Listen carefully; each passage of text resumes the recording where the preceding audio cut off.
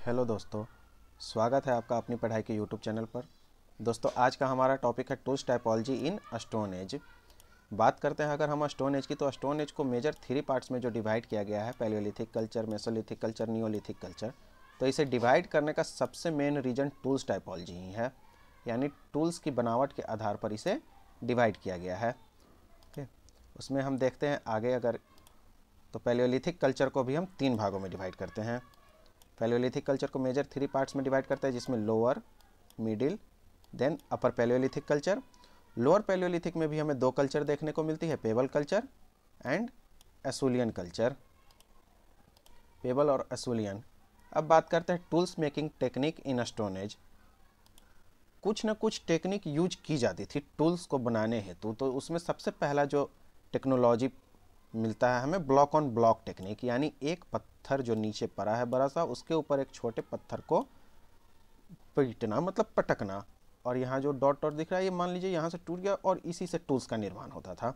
दूसरा है दबाव, ठीक है, प्रिक्यूजन टेक्निक। इसमें दबाव मतलब प्रेस करके, और उसके बाद जो है हम मतलब टूल्स को बनाते थे, जिसमें हड्डी या फिर पत्थरों का प्रयोग किया जाता था। उसके बाद हम देखते हैं लोअर पैलियोलिथिक कल्चर। तो लोअर पैलियोलिथिक कल्चर को पेबल कल्चर, इसमें मेजर 2 पार्ट्स हैं, पेबल कल्चर, एसुलियन कल्चर। तो पेबल कल्चर को इंडिया में सोहन वैली से सबसे पहले पहचानी गई थी, जिस वजह से इसे सोहनियन कल्चर भी कहा जाता है। और इस समय के प्रमुख टूल्स हैं चॉपर, चॉपिंग, हिंदी में एक पक्षीय, चॉपिंग अभय पक्षीय।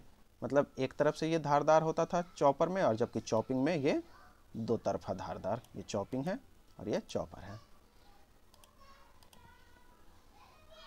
उसके बाद हम देखते हैं एसुलियन कल्चर।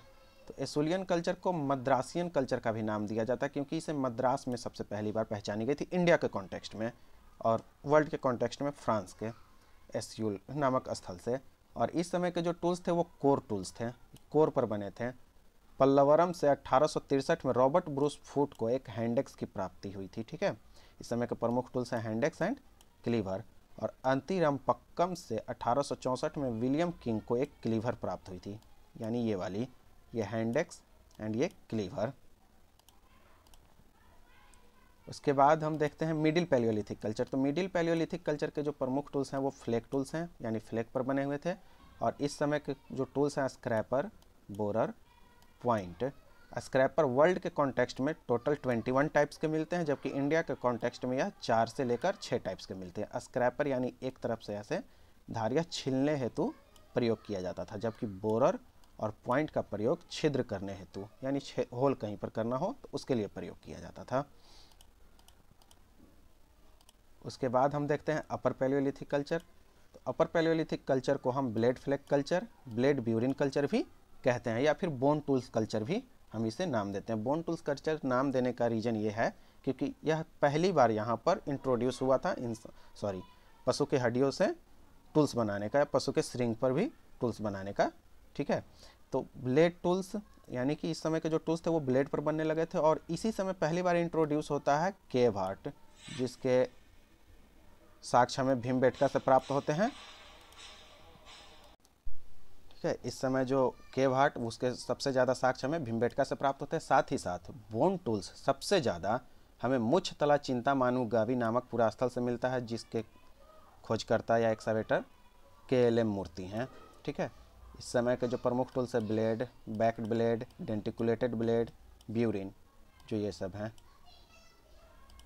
उसके बाद हम देखते हैं मेसोलिथिक कल्चर, ठीक है। तो मेसोलिथिक कल्चर में सबसे प्रमुख जो टूल्स थे वो थे ट्रैंगल, ट्रैपीज, लिवनेट। और इस समय के टूल्स काफ़ी छोटे बनने लगे थे, ठीक है। ब्लेडलेट्स, यानी कि ब्लेड से भी छोटे टूल्स, जो ब्लेड पर पहले टूल्स बनते थे अपर पैलियोलिथिक में, इस समय उससे भी छोटे टूल्स बनने लगे। और इस समय सबसे पहले बरियल्स इंट्रोड्यूस हुआ, यानी मानव समाधान, जो बेहतरीन तरीके से देखने को मिली। फिर एनिमल हस्बेंड्री, और परमानेंट लाइफ की शुरुआत यहाँ से हो जाती है। और ये इस समय के जो भी ये छोटे छोटे टूल्स थे, इनको लकड़ी के ऊपर गोंद से चिपका कर, जो वृक्ष से गोंद निकलते उससे चिपका करके, और फिर इसका प्रयोग किया जाता था, ठीक है।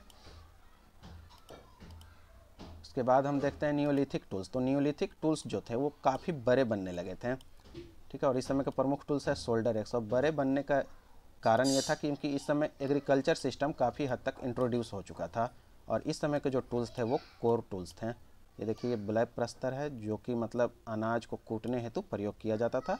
ये अनाज पीसने हेतु, ये कटाई हेतु, ये कुल्हाड़ी टाइप का है, इसे काटने छाँटने हेतु प्रयोग किया जाता था। Okay, thank you.